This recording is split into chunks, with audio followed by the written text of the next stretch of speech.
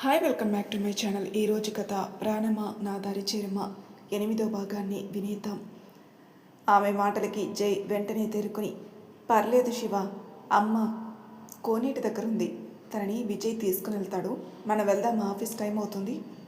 సరే సార్ అని జైతో పాటు నడుస్తున్న శివాని ఎదురుగా వస్తున్న సూర్యకాంతాన్ని చూసి షాక్ అయింది. ఏంటి శివ అలా చూస్తున్నావు? ఏం లేదు సార్ అంటూ ఎదురుగా వస్తున్న సూర్యకాంతాన్ని చూసి, బాగున్నావా పిన్ని అంది. శివాని మాటలకి ఆశ్చర్యంగా చూసి, ఎవరు నువ్వు? అదేంటి పిన్ని అలా అంటావు? శివాని పక్కనే ఉన్న జైని చూసి, హో, మొత్తానికి నిన్ను అంటూ గ్యాప్ ఇచ్చి వాడితోనే కాపురం చేస్తున్నావన్నమాట. ఆ మాటకి శివాని కంటి నిండా నీళ్ళతో చూసింది. పిన్ని, ఎందుకు పిన్ని అలా అంటారు? చి మాట్లాడకు. అయినా నిన్ను ఎవరి గుడిలోకి రానిచ్చారు? నీలాంటి వాళ్ళు గుడికి వస్తే మహాపాపం.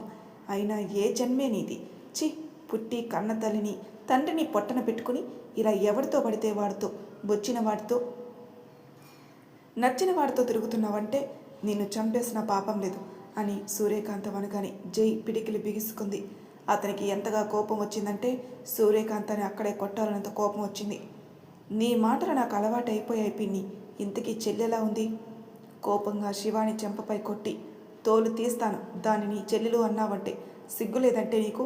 ఎందుకు మాతో బంధం తెంచుకున్నా మమ్మల్ని ఇంకా వరుసలు పెట్టి పిలుస్తున్నావు? శివాని బాధగా, మీరు నన్ను వదిలేసి మరిచిపోయినా నేను మాత్రం మిమ్మల్ని మర్చిపోను పిన్ని. అమ్మా తల్లి, ఆపు నీ బంగారపు మాటలు, నా దగ్గర చెప్పమాకు అంటూ సూర్యకాంతం దండం పెట్టి మరీ శివానిని తిడుతుంటే జై ఇంకా తట్టుకోలేక, ఆపుతారా, అసలు మనిషేవా నువ్వు అంటూ కోపంగా చూశాడు జై. ఆ చూపు చూసిన సూర్యకాంతానికి ఎక్కలేని భయం వేసింది. ఇది గుడి, ఆ విషయం కూడా మర్చిపోయి నోటికొచ్చింది వాగుతున్నారు. అయినా తను ఏ తప్పు చేసిందని అలా పచ్చిగా మనసు విరిగేలా మాట్లాడుతున్నారు? హో, బాగానే నడుపుతున్నారు ఇద్దరు వ్యవహారం. అయినా దాన్నంటే నీకెందుకంత కోపం? ఎందుకంటే తను అంటూ జై ఆగిపోయి తన చేతిని పట్టుకున్న శివానిని చూశాడు కంటి నిండా నీళ్ళతో. వద్దు సార్, ప్లీజ్ ఎటువంటి గొడవ చేయకండి.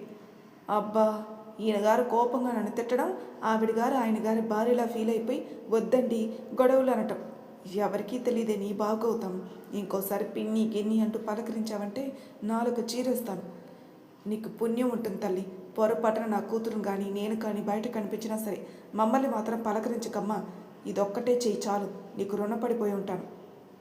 ఏమాత్రం నా కూతురుతో నువ్వు మాట్లాడాలి, నిన్నేమీ చేయను, దాన్ని చంపుతాను. నీకు తెలుసు కదా నేను అన్నంత పని చేస్తానని. అంత పెద్ద పెద్ద మాటలు ఎందుకు లేపిన్ని, నువ్వు చెప్పినట్లే చేస్తాను అంటూ బాధగా శివాని ముందుకు వెళుతుంటే జై కోపంగా సూర్యకాంతాన్ని చూసి శివాని దగ్గరకు వచ్చాడు. కారు వెనక నుంచని వెక్కి వెక్కి ఏడుస్తున్న శివానిని చూసేసరికి జై మనసు చివుక్కుమంది. ఒక్కసారిగా ఆమెని తన గుండెలకి హత్తుకొని ఓదార్చాలని ప్రేమగా మాట్లాడి తనని నవ్వించి బుజ్జగించాలని అతని మనసు ఆరాటపడింది. శివ అంటూ జై పిలవగాని వెంటనే కళ్ళు తుడుచుకుని, సారీ సార్, ఆఫీస్కి టైం అయింది కదా, పదండి. శివ ఈసారి అతని మాటల్లో కొంచెం కోపం చూసిన శివాని, ఏంటి సార్, నువ్వు ఎటువంటి తప్పు చేయలేనప్పుడు ఎందుకు ఆవిడ అన్ని మాటలు అన్నా పడ్డావు? నాకే అక్కడ కొట్టాలన్నంత కోపం వచ్చింది, నీకెందుకు కోపం రాలేదు? ఎంత కాదన్నా ఆవిడ నా తల్లితో సమానం సార్. ఆమె మాటలకి జై ఏం మాట్లాడలేదు. శివాని, ఆవిడ నీకు అమ్మతో సమానం, ఒప్పుకుంటాను. నిన్ను అన్ని మాటలు అంటున్నా కనీసం ఎదిరించాలి కదా. ఎదిరిస్తే గొడవ పెద్దదవుతుంది తప్ప అక్కడ ఏమీ ఉండదు. కాసేపు మౌనంగా ఉంటే సరిపోతుంది, పిచ్చిగా మాట్లాడుకు అంటూ జై అనేసరికి శివాని అలానే చూసింది. చూడు, దేనికైనా హద్దు అనేది ఉంటుంది. కానీ మీ పిన్ని అన్న మాటలకి నువ్వు ఏదో తప్పు చేసిన దానిలా మాటలు పడడం ఎందుకో నాకు నచ్చలేదు. జై మాటలకి శివాని చిన్నగా నవ్వింది. నేను మాట్లాడుతుంటే నువ్వెందుకు నవ్వుతున్నావు? నీ కంటికి మాట్లాడే వాళ్ళు పిచ్చిలా? సార్, నా నవ్వు మీకు అలా అర్థమైతే నేనేమీ చేయలేను, కానీ నాకు ఈ మాటలు, అవమానాలు, తిట్లు అన్నీ అలవాటైపోయాయి. ఇప్పుడు కాదు, చిన్నప్పటి నుంచి కూడా. అందుకే మీకు కోపం వచ్చింది. నువ్వు ఎన్నైనా చెప్పు శివ, ఇదే బయట వాళ్ళని ఉంటే ఏం చేసేదానివి? ఆ మాటకి శివాని కోపంగా చూసింది. చెప్పు, ఇదే మాట బయట వాళ్ళంటే ఏం చేసేదానివి? ఇప్పుడు మీకు నాకు జరిగిపోయిన గొడవ ఎందుకు సార్? ప్లీజ్ సార్, ఇంతటితో ఈ టాపిక్ వదిలేయండి. జై ఇంకా ఏం మాట్లాడలేదు, కోపంగా కారు ఎక్కాడు. శివాని కారెక్కి విండో బయటికి చూసింది. సూర్యకాంతం అన్న మాటలు పదే పదే తన మనసుని గాయం చేస్తుంటే లోపలే ఎంతగానో నలిగిపోయింది. శివాని ఏడవడానికి కూడా ఆమెకి కన్నీరు కరవై రెండు కళ్ళు ఎర్రగా అయిపోయాయి. ఆమె ముఖంలో భావాలన్నీ చూసిన జై శివానిని బాధగా చూసి కారు కోపంగా స్టార్ట్ చేశాడు. తిట్టుకుంటూ గుడి లోపలికి వచ్చిన సూర్యకాంతాన్ని కోపంగా చూశాడు విజయ్. శివాని అన్న మాటలు గుర్తుకు చేసుకోగాని ఎలా బుద్ధి చెప్పాలి, అసలు మనిషేనా? గుడిలో అంతమంది శివానిని ఎంత అసహ్యంగా చూశారు. నోటికి ఎంత వస్తే అంత వాగేసింది అనుకుని పల్లెంలో ఉన్న అరటిపండు తొక్కని తీసి అరటిపండు తినేసి చేతిలో ఉన్న అరటి తొక్కని నడుస్తూ ఉన్న సూర్యకాంతం ముందు వేశాడు విజయ్. తిట్టుకుంటూ వస్తున్న సూర్యకాంతం ఆదమరిచి అరటి తొక్క మీద కాలు వేయడంతో జర్రున జారి నేల మీద పడి అమ్మా అంటూ గట్టిగా అరిచింది. అది చూసిన విజయ్ నవ్వుకుంటూ తిక్క కుదిరింది అనుకుని చంపలేసుకుని క్షమించు దేవుడా, శివాని అయితే మంచిదే అని అనిపిస్తుంది. తను నా చెల్లితో సమానం. తన కంట్లో కన్నీరు చూసేసరికి ఇలా చేశాను. అంటే చేసింది తప్పు కాదు, కానీ చిన్న తప్పే కదా, ఈ ఒక్కసారికి క్షమించే దేవుడా అని ముందుకు వెళుతూ సూర్యకాంతాన్ని చూశాడు. నడుముకి గట్టిగా తగడంతో పైకి లేవలేక ఆపసోపాలు పడుతుంటే ఇంతలో ఒక ఆవిడ వచ్చి సూర్యకాంతానికి చెయ్యందిచ్చింది. మూలుగుతూ పైకి లేచిన సూర్యకాంతం చుట్టూ చూసింది. విజయ్ నవ్వుకుని కారులో కూర్చుని తను చేసిన పని మరోసారి తలుచుకుని నవ్వుకున్నాడు. ఏంట్రా నీలే నువ్వే నవ్వుకుంటున్నావు అంటూ కారు ఎక్కింది సురేఖ. వచ్చావా? ఏం లేదు, మామూలుగానే నవ్వుకుంటున్నాను, నీకోసమే వెయిటింగ్. నువ్వెందుకు నవ్వుకుంటున్నావో నాకు తెలుసులే. ఏం తెలుసు? శివానిని వాళ్ళ పిన్ని తిట్టింది కదా, అందుకే కదా ఆవిడ కింద పడేలా చేస్తావు. అరటి తొక్క తిని మరి. అయినా నీకెలా తెలుసు సూరి? నా కోసం నువ్వెందుకు వెయిట్ చేయడం అని వస్తున్నాను. ఈలోపు నువ్వు కారులో కూర్చున్న వాడివి శివాని వాళ్ళ పిన్ని గొడవ చూసి బయటికి రావటం, జై కోపంగా పిడికిలు బిగించడం, శివాని అడ్డుకోవడం, జై వెళ్ళగానే నువ్వు ఈ తుంటరి పని చేయటం. ఎవరికి తెలియదురా నీ వేషాలు? ఈ విషయం నువ్వు ఎవరితోనూ చెప్పకు, మరి సీక్రెట్గా ఉంచాలా? చెప్పకుండా నేను ఎలా ఉంటాను? ఆల్రెడీ వీడియో తీశాను, ఈ పాటికి జై చూసే ఉంటాడు. నీకు ఎంత టాలెంట్ ఎక్కడి నుంచి వచ్చింది బంగారం? నీ దగ్గర నుంచి అయితే కాదురా బాబు, ముందు కారు పోని అని సురేఖ అనగానే విజయ్ నవ్వుతూ కార్ స్టార్ట్ చేశాడు. ఆఫీస్ ముందు కారు ఆగడంతో లోపలికి వచ్చారు జై, శివాని. స్టాఫ్ అందరూ ఆశ్చర్యంగా జై, శివాని ఇద్దరు కలిసి రావడం చూడగానే షాక్గా చూశారు. గుడ్ మార్నింగ్ సార్ అంటూ అందరూ విష్ చేయగానే జై చిన్నగా నవ్వి తన ఛాంబర్కి వెళ్ళాడు. అతని వెనకానే శివాని వెళ్ళింది. సార్ మీటింగ్ టైం అయింది, ముందు ఫైల్స్ మీద సైన్ చేయండి. సరే శివ అంటూ ఫైల్స్ అన్నీ చెక్ చేసి సైన్ చేసి మీటింగ్ రూమ్కి వచ్చాడు జై. అతని వెనకే శివాని రావడం చూసిన అందరూ గుసగుసలాడుకున్నారు. అది శివాని చూపుని దాటిపోలేదు. కామ్గా చైర్లో కూర్చుని జై ప్రజెంటేషన్ ఇస్తుంటే అలానే చూసింది. ఆ స్క్రీన్ మీద తనకి జరిగిన అన్యాయం మరోసారి కనిపించేసరికి శివాని ఒళ్ళంతా చెమట పట్టేసి వణుకు మొదలైంది. వాళ్ళ పిన్ని అన్న మాటలు అతను చేసిన గాయం శివానిని ఉక్కిరి బిక్కిరి చేశాయి. వద్దు, నన్నేమీ చెయ్యొద్దు అంటూ తనలోని తానే కలవరిస్తుంది. శివ ప్రజెంటేషన్ ఇస్తున్న జై ఎందుకో శివానిని చూశాడు. అప్పటికే ఆమె ముఖంలో మార్పును చూసిన జై షాక్ అయ్యాడు. నీకు దండం పెడతాను, నన్నేం చేయొద్దు అంటూ శివాని కలవరిస్తూ జై వైపే చూస్తుంది. ఆమె కళ్ళు ఎర్రగా మారి కంట్లో కన్నీరు తన ప్రమేయం లేకుండా వచ్చేస్తుంది. ఎదురుగా ఉన్న ఫైల్స్ అన్ని జై మీదకి విసిరి శివాని భయంగా బయటకొచ్చి పిచ్చిదానిలా చుట్టూ చూసింది. అందరూ షాక్గా చూశారు. జై వెంటనే పరుగున బయటకొచ్చి శివాని కోసం చుట్టూ చూశాడు. కానీ శివాని ఎక్కడా కనిపించలేదు. కానీ ఆమె అరుపులు మాత్రం వినిపిస్తున్నాయి. వద్దు, నన్నేమీ చేయొద్దు, నీకు దండం పెడతాను అంటూ శివాని గోడకి జారబడి ఏడుస్తూ భయంతో ముడుచుకుపోయింది. ఆమె మాటలను బట్టి తను ఎక్కడుందో గ్రహించిన జై వెంటనే తన ఛాంబర్కి వెళ్ళి శివానిని చూసి షాక్ అయ్యాడు. గోడకి జారబడి తనని తానే కొట్టేసుకుంటూ పిచ్చితనంలో అరుస్తున్న శివానిని చూడగానే భయం వేసింది జైకి. శివ అంటూ కంగారుగా శివాని దగ్గరకు వచ్చి ఒకేసారిగా ఆమెని గుండెలకి హత్తుకున్నాడు. వద్దు, నన్నేం చేయొద్దు అంటూ జైని చెంపల మీద కొడుతూ కోపంగా చూస్తుంది శివాని. ఆ చూపు చూసిన జై నిజంగానే భయపడ్డాడు. మీ అబ్బాయిలు అందరూ ఇంతేనా? అందరూ అంతేనా? ఎందుకు మా జీవితాలతో ఆడుకుంటారు? ఏ పాపం చేశానని నాకు ఇంత పెద్ద శిక్ష వేశారు అంటూ శివాని గట్టిగా అరిచేసరికి ఆ అరుపులు విన్న స్టాఫ్ అందరూ డోర్ బయట నిలబడి ఏదో సినిమా చూసినట్టు చూశారు. జైకి ఏం అర్థం కాక ఒక్కసారిగా శివానిని గట్టిగా కౌగిలించుకుని ప్లీజ్ శివ, ప్లీజ్ చూడు, నీకు తోడుగా నేనున్నాను కదా, ఎందుకు బాధపడుతున్నావు అంటూ జై ఆమె వెన్ను నిమురుతూ గ్లాస్ డోర్ వైపు చూసి రాహుల్కి సైగ చేశాడు కార్ రెడీ చేయమని. వెంటనే రాహుల్ లోపలికి వచ్చి టేబుల్ మీద ఉన్న కార్ కీస్ తీసుకుని బయటకు వచ్చి కార్ రెడీ చేశాడు. వదులు, నన్ను వదులు, నన్నేమీ చేయొద్దు అంటూ శివాని కలవరిస్తూ జై ఎదపై వాలిపోయింది. వెంటనే ఆమెను ఎత్తుకుని బయటికి తీసుకొచ్చి కారులో పడుకోబెట్టి, రాహుల్ కారు ఫాస్ట్గా హాస్పిటల్కి పోని. సరే సార్ అని రాహుల్ వేగంగా కారు పోనిచ్చాడు. తన ఒడిలో పడుకొని ఉన్న శివాని ముఖం చూడగానే జైకి ఎక్కలేని బాధ కలిగింది. ఏమైంది నీకు? ఎందుకు ఉన్నట్టన్నిండి ఇలా అయిపోయావు? నీ మనసులో ఒక అగ్ని పర్వతమే ఉంది శివ. అదేంటో నేను తెలుసుకోవాలి. కానీ నిన్ను మాత్రం నేను వదలను.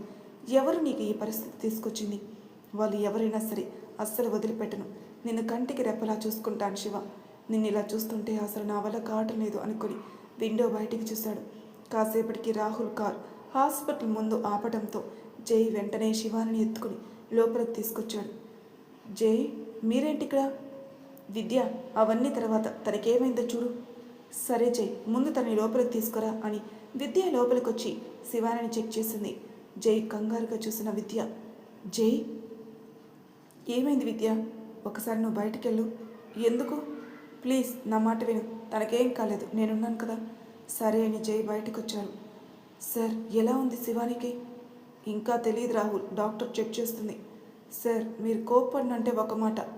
ఏంటి రాహుల్? ఎందుకో శివాని నిన్నొచ్చింది కానీ ఆ అబ్బాయిల వైపు చాలా కోపంగా చూసింది. ఉన్నట్టుండి తన కళ్ళు కూడా ఎర్రగా అయిపోయాయి. రాహుల్ మాటలు వింటూ మార్నింగ్ గుడిలో శివాని ముఖంలో రంగులు మారటం గుర్తుకొచ్చి జై ఆలోచనలో పడ్డాడు. సార్, మేడం పిలుస్తున్నారు మిమ్మల్ని అని బయటకొచ్చి నర్స్ పిలవగానే జై కంగారుగా లోపలికొచ్చాడు. విద్య చైర్లో కూర్చుని, జై, తనకు ఒక ఇంజెక్షన్ చేశాను. స్లో రావడానికి టైం పడుతుంది. తన హెల్త్ కండిషన్ ఏంటి? విద్య బాధగా, తనని ఎవరో మోసం చేశారు. ఏంటి? ఏం అర్థం కాకుండా అడిగాడు జై. మోసం అంటే తెలియదా నీకు? తనని ఎవరో రేప్ చేశారా? వాట్ అంటూ జై షాక్గా చూశాడు. అవును, చాలా దారుణంగా. ఎవరో తనని ఇలా చేశారో తెలియదు కానీ తన శరీరంపై ఇప్పటికీ ఆ మచ్చలు ఎలా భరించిందో ఈ అమ్మాయి అని విద్య కోపంగా మారిపోయింది. జైకైతే ఏం మాట్లాడాలో అర్థం కాలేదు. ఎవర్రా తను? తను మా ఆఫీస్లో వర్క్ చేస్తుంది. తన మైండ్ అయితే సరిగా లేదు. జరిగిన సంఘటన మర్చిపోలేక తనలోనే తను నలిగిపోతుంది. ఇలానే ఉంటే చాలా కష్టం. తన మైండ్ సెట్ మార్చాలి. అంటే తనని ఎక్కడికైనా బయటికి తీసుకుని వెళ్ళటం, నలుగురిలో ఎక్కువగా ఉండడం, ఎక్కువ తనకి నచ్చిన పని చేయటం, అది ఆఫీస్ వర్క్ అవని ఏదైనా అవని, ముందు ఇవన్నీ చేయాలంటే తన మనసులో ఉన్న బాధని ఎవరితో అయినా పంచుకోవాలి. వాళ్ళ ఇంట్లో వాళ్ళకి ఈ విషయం తెలుసా? తనకి ఎవరూ లేరు విద్య. అంటే అందరూ ఉన్న అనాథ అంటూ జై శివాని కోసం చెప్పేసరికి విద్య కంట్లో నీళ్లు తిరిగాయి. ఇంట్లో వాళ్ళే తనని ఇలా బయటికి నెట్టేస్తే తను ఎలా సంతోషంగా ఉంటుంది? జరిగింది సరిపోదు అన్నట్లు వాళ్ళ పిన్ని మాటలు కూడా తన మనసుని ఇంకా మొక్కలు చేశాయి. అవును, కానీ అసలు ఈ పని ఎవరు చేశారో ముందు వాడిని పట్టుకొని చంపేయాలి. అప్పుడే కదా శివాని సంతోషంగా ఉండేది. అవును, నువ్వన్నది కరెక్ట్రా. ఈ రోజుల్లో పెద్ద ఏంటి చిన్న ఏంటి, చివరికి పసికందను కూడా వదలకుండా రాక్షసంగా కోరిక తెచ్చుకొని చంపేస్తున్నారు. ఇలాంటి వెధవల్ని చంపేసిన పాపం లేదు. నిజంగా తన వంటి మీద వాడు చేస్తున్న గాయాలు చూస్తుంటే నాకే రక్తం మరిగిపోతుంది అని విద్య కోపంగా రగిలిపోయింది. జైకైతే విద్య మాటలు, శివానికి జరిగిన అన్యాయం తలుచుకోగాని అతనికి మామూలు కోపం రాలేదు. వదలను, ఎవరిని వదలని విద్య అంటూ జై కోపంగా మారిపోయేసరికి, కూల్ జై, ముందు తనని నార్మల్ చేయండి. తనకి ఫ్రెండ్స్ ఎవరైనా ఉన్నారా? లేరు, తనకన్నీ నేనే, చివరికి అమ్మ నాన్న కూడా. జై అంటూ విద్య ఆశ్చర్యంగా చూసింది. అవును, కానీ తన పరిస్థితి ఇంట్లో వాళ్ళకి తెలిస్తే ఆంటీ యాక్సెప్ట్ చేస్తుందా? అమ్మ కోసం నీకు తెలీదా విద్య? అవును, నాకు తెలుసు, కానీ ఒక్క మాట జై. ఏంటి విద్య? తన కండిషన్ అయితే అస్సలు బాగాలేదు. తనని మార్చాల్సింది నువ్వే. ఎలా మార్చకుండా ఉండగలను? తను ఇంతకు ముందు ఎలా ఉండేదో ఇప్పుడు కూడా అలానే ఉండేలా చేస్తాను. ఆల్ ది బెస్ట్ రా అంటూ విద్య బాధగా జై వైపు చూసింది. ఆమె ఎందుకు అలా చూసిందో జైకి బాగా తెలుసు. ఒక్కసారైనా వాడికి ఫోన్ చేయొచ్చు కదరా. మన మీద ద్వేషం పెంచుకున్న వాళ్ళపై మనం ఎన్ని చెప్పినా వేస్ట్. అది కాదు జై. వద్దు విద్య, నీతో మాట్లాడుతున్నానంటే వాడి బుద్ధి కనీసం నీకైనా రాలేదని, వాడు ఇంతలా నా మీద పగ పెంచుకుంటాడని నేను అసలు అనుకోలేదు. ఏది ఏవైనా ఒక రకంగా నాకు మంచి జరిగింది. వాడితో కలిసి ఉంటే నేను కూడా అలానే మూర్ఖంగా తయారయ్యేవాడిని. నువ్వు వచ్చి వాడికి క్షమాపణ చెప్తావని కాదురా, మారుస్తావని. ఎవరు చెప్పినా వినటం లేదు. చాలా డేంజర్ పొజిషన్లో ఉన్నాడు. భయంగా ఉంది జై అని విద్య బాధగా అనగానే జై షాక్గా చూశాడు. చాలా డేంజర్ అంటే డ్రగ్స్ కూడా అలవాటు పడ్డాడు ఏంటి? అవును విద్య, ఇప్పుడు తన రేంజ్ ఏంటో తెలుసా? మలేషియాలో కూడా తన హావా నడుస్తుంది. విద్య మాటలకి జైకి మైండ్ పనిచేయలేదు. వాడిప్పుడు మనిషి కాదు, పెద్ద డాన్గా మారిపోయాడు. ప్రతిదీ వాడి గుప్పెట్లో ఉండేలా తన కింద పనిచేసే వాళ్ళ అందరినీ కంట్రోల్లో పెట్టాడు. వాడిప్పుడు మా అన్నయ్య కాదు జై, వాడు అసలు మనిషి లాంటి మనిషి కూడా కాదు. విద్య మాటలు విన్న జై అలానే చూస్తుండిపోయాడు. వారిద్దరి మధ్య స్నేహం గడిపిన క్షణాలు గుర్తుకు రాగానే జై కంట్లో తడి మొదలైంది. అమ్మ అయితే నా కోసమే బ్రతుకుతుంది, ఇప్పుడు వాడు ఇండియాలో లేడు. ఇంత దారుణంగా వాడు తయారయ్యాడని చెప్తున్నా, ఎందుకు వాడిని కంట్రోల్లో పెట్టలేదు? మీతో విడిపోయిన తర్వాత వాడు బాగా మారిపోయాడు, ఎవరి మాట వినడు. ఇప్పుడు వాడి గురించి ఎందుకులే చెప్పు. ఆంటీ విజ్జు ఎలా ఉన్నారు? బాగానే ఉన్నారు. మీ అన్నయ్య మీద బెంగతో పెళ్లి చేసుకోవడం మానేసావా? వాడి గురించి తెలిసి ఎవరు నన్ను పెళ్లి చేసుకోవడానికి ముందుకు రావటం లేదు. నువ్వు శివానిని లవ్ చేస్తున్నావు కదా, తనకి తెలుసా నువ్వు తనని లవ్ చేస్తున్నావని? ఇంకా లేదు విద్య, తన మనసు మారాక అన్ని విషయాలు చెప్తాను. ఒకసారి ఇంటికి రావచ్చు కదా. వద్దు జై, అసలు నీతో కాంటాక్ట్లో ఉన్నట్టు వాడికి తెలీదని అనుకోకు. వాడు అక్కడ డాన్ అంటున్నావు, నీ ప్రతి అడుగు వాడికి తెలుస్తుంది. తెలిసినా నన్ను ఏమి అనడు అంటూ చిన్నగా నవ్వి, కాఫీ తాగుతావా? వద్దు విద్య, ఎలానో ఇంటికి రావు, కనీసం కాఫీ కూడా తాగవా? ఇంటికొచ్చి అందరం లంచ్ చేసేద్దాం. సరే జై, వస్తాను. ఒకసారి ఐసీయూ రూమ్కి వెళ్ళి పేషెంట్ని చెక్ చేసి వస్తాను. సరే విద్య అని జై శివాని దగ్గరికి వెళ్ళాడు. ఆదమర్చి నిద్రపోతున్న ఆమెను చూడగానే జై ఎంతగానో బాధపడ్డాడు. ఎంత అన్యాయం జరిగింది నీకు, ఎందుకు ఇంత బాధని మనసులో దాచుకున్నావు అంటూ ప్రేమగా ఆమె చెంపపై చెయ్యి వేసి ఆమె ముఖాన్ని చూశాడు. ఏడవడం వల్ల ఆమె ముఖం అంతా పీక్కుపోయి చాలా నీరసంగా ఉంది. జై చూపు శివాని ఎదపై పడింది. చీర కొంచెం పక్కకి జరగడం వల్ల పంటి ఘాట్లు కనిపించగానే జై కళ్ళు ఎర్రబడ్డాయి.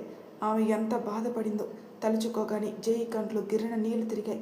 వెంటనే ఆమె చీరని సరిచేసి చెదిరిన జుట్టుని నీట్గా సరిచేసి నుదుటిన జరిగిన బొట్టుని తీసి రెండు కనుబొమ్మల మధ్య తనే పెట్టి ఆమె చేతిని గట్టిగా పట్టుకొని రెప్ప వేయటం మరిచి ఆమెను చూస్తుండిపోయాడు. ఇంతలో శివానికి మెలకువ రావడంతో నెమ్మదిగా కళ్ళు తెరిచి ఎదురుగా ఉన్న జైని చూసింది. సార్ అంటూ కంగారుగా పైకి లేస్తుంటే, వద్దు పడుకో, ఎలా ఉంది నీకు? ఫైన్ సార్ అంటూ తను ఎక్కడుందో చూసి మీటింగ్ రూమ్లో తను ఏం చేసిందో గుర్తుకురా కానీ బాధగా జైని చూసింది. ఏమైంది శివ? ఎంతో లాలనగా అడిగాడు జై. నన్ను క్షమించండి సార్. ఎందుకు? నా వల్లే కదా మీటింగ్ క్యాన్సిల్ అయింది, చాలా దారుణంగా ప్రవర్తించాను, సారీ సార్. సడన్గా ఎందుకో ఒక్కసారిగా అలా అయిపోతున్నాను, ఏంటో నా జీవితం అంటూ శివాని బాధపడేసరికి, శివ ఎందుకు బాధపడుతున్నావు? జై దగ్గరగా కూర్చునేసరికి బాధగా జై ఫేస్ని చూసింది. ఆమె కొట్టిన దెబ్బలు గోర్లతో రక్కిన గాయాలు చూడు కానీ శివాని మనసు చివుక్కుమంది. శివ మాట్లాడు. నన్ను క్షమించండి సార్. ఎందుకు? నేనే మిమ్మల్ని గాయపరిచాను, అంతా నా వల్లే అంటూ ఏడుస్తూ శివాని పైకి లేచి కూర్చుని జై వైపు చూడలేక తలను దించుకుంది. మిమ్మల్ని ఇలా చేసినందుకు మీరు ఏ శిక్ష వేస్తారో వేయండి సార్, కావాలంటే నన్ను కొట్టండి అని శివాని బాధగా జైని చూసింది. ఆమె మాటలకి నవ్వొచ్చిన పైకి మాత్రం సీరియస్గా ఫేస్ పెట్టి, అవును నువ్వు చెప్పింది నిజమే, అసలే నా ఫేస్ని చూసి అమ్మాయిలందరూ పొగుడుతారు, కానీ నా ఫేస్ని అంత పాడు చేసేసావు కాబట్టి నీకు శిక్ష వేయాల్సింది. ఆ మాటకి శివాని భయంగా చూసింది. నువ్వు నన్ను కొట్టావు కాబట్టి నేను కూడా నిన్ను కొట్టాలి కదా అంటూ శివాని చిన్నపిల్లలాగా తల ఊపేసరికి జై కోపంగా కొట్టడానికి చెయ్యెత్తాడు. భయంతో గట్టిగా కళ్ళు మూసుకున్న శివాని చెంపపై ప్రేమగా చెయ్యి వేసి ఆమె చెంపపై ఉన్న కన్నీటిని తుడిచాడు జై. కంటి నిండా నీళ్లతో కళ్ళు తెరిచి జైనే చూసింది శివాని. మరి తర్వాయి భాగంలో ఏం జరుగుతుందో నెక్స్ట్ ఎపిసోడ్లో తెలుసుకుందాం. అంతవరకు నా ఛానల్ సబ్స్క్రైబ్ చేయని వాళ్ళు ప్లీజ్ సబ్స్క్రైబ్ చేసుకోండి, లైక్ చేసి షేర్ చేయండి, మీ అభిప్రాయాలు నాకు కామెంట్ రూపంలో తెలియచేయండి. Thank you for listening.